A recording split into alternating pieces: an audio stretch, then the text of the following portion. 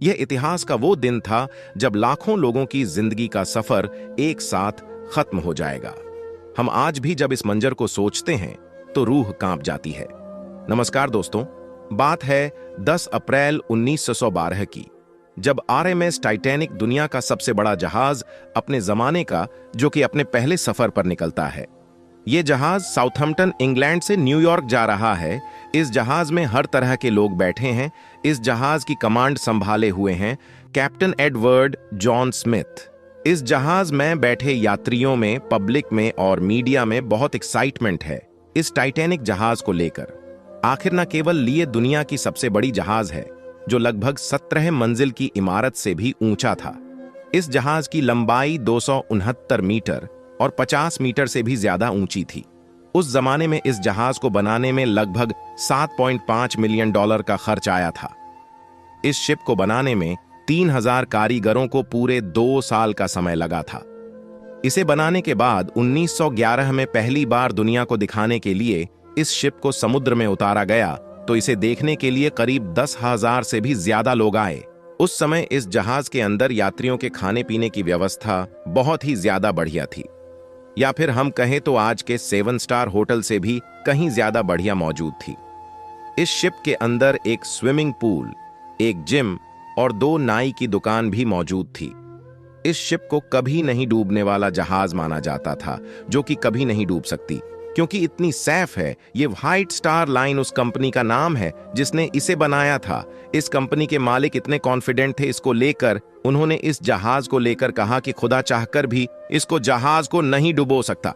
लेकिन अपने पहले सफर पर रवाना होने के सिर्फ 2 दिन बाद 12 अप्रैल 1912 को टाइटैनिक को अपनी पहली आइसबर्ग की चेतावनी मिलने लग जाती है। यानी जिस अटलांटिक ओशियन पर तैरकर यह जहाज अमेरिका की ओर बढ़ रहा था, वहां पर आइस मौजूद है, यानी बड़े बड़े बर्फ के पहाड़ मौजूद है। जो खतरा है, इस शिप के लिए समुद्र में सफर कर रहे जहाज एक दूसरे को चेतावनी देते रहते हैं रेडियो के द्वारा, ताकि वो इन खतरों से बचकर आगे बढ़े।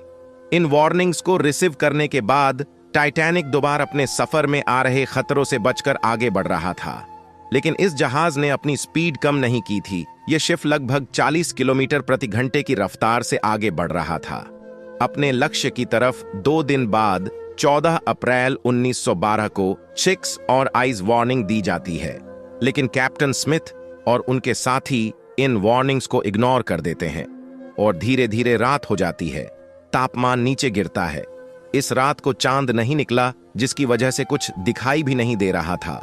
14 अप्रैल की इस अंधेरी रात को कप्तान स्मिथ सुरक्षा बरतने के लिए इस जहाज के 2 क्रू मेंबर्स को जहाज के ऊपर निगरानी के लिए तैनात किया, ताकि वह किसी भी खतरे की जानकारी कैप्टन को दे सके। रात 11:39 पर फ्रेडेरिक फॉलेट ने जहाज के ऊपर देखा कि सामने एक बहुत विशाल बर्फ का पहाड़ है। जल्दी से फोन उठाकर फोन लगाता है कंट्रोल रूम को और वह कहता है कि हमारे सामने एक बहुत बड़ा आइसबर्ग है, जल्दी से जहाज को मोड़ो। लेकिन हैरानी की बात यह है कि अब तक काफी देर हो चुकी थी, क्योंकि इसके ठीक 1 मिनट बाद, यानी 11:40 पर यह शिप इस आइसबर्ग से जा टकराता है। इस आइसबर्ग का आकार लगभग एक फुटबॉल फील्ड जितना बड़ा था।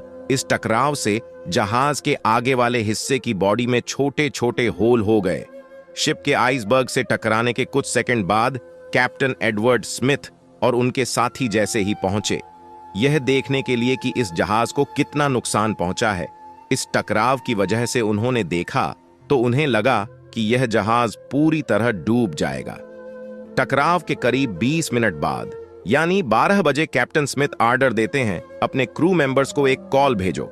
रेडियो के जरिए जो भी आसपास के जहाज होंगे, शायद वह हमारे सिग्नल को पकड़ लेंगे और हमें बचाने आ जाएंगे। लेकिन करीब 20 मिनट बाद 12:20 पर आरएमएस कारपेथिया जहाज, जो टाइटैनिक के पास मौजूद था, वह इस सिग्नल को पकड़ लेता है और जहाज को टाइटैनिक की तरफ मोड़ लेते हैं। लेकिन यह जहाज पास था, फिर भी करीब 107 किलोमीटर दूर था, यानी यह जहाज अपनी टॉप स्पीड से भी चलता है।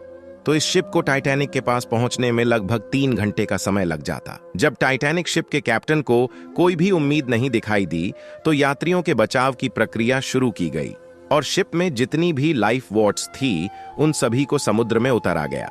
लेकिन उस समय टाइटैनिक शिप में केवल 20 लाइफ वॉट्स ही मौजूद थी, क्योंकि टाइटैनिक शिप के कैप्टन को लगता था कि इनकी जरूरत कभी भी नहीं पड़ेगी। और दोस्तों, ये लाइफ वॉट्स केवल 1178 लोगों को ही बचाने में सक्षम थी, जिसके बाद लोगों को बचाने की प्रक्रिया शुरू हुई और महिलाओं और बच्चों को प्राथमिकता दी गई। हालांकि शिप में पूरी तरह से पानी भरने के बाद में भी म्यूजिशियन अपनी आखिरी सांस तक भी गाना बजाते रहे थे और 15 अप्रैल की रात को 2:20 पर यह शिप पूरी तरह से अटलांटिक महासागर में डूब जाता है। उस समय अटलांटिक महासागर का तापमान -2 डिग्री सेल्सियस से भी ज्यादा था और जिस शिप के बारे में यह बोला गया था कि इस शिप को भगवान भी नहीं डूबा सकते हैं, वह शिप केवल 2 घंटे 40 मिनट में ही पूरी तरह से अटलांटिक महासागर में डूब जाता है, जिसमें 1500 से ज्यादा लोगों की जान चली जाती है और टाइटैनिक शिप का पहला सफर उसका आखिरी सफर बन जाता है।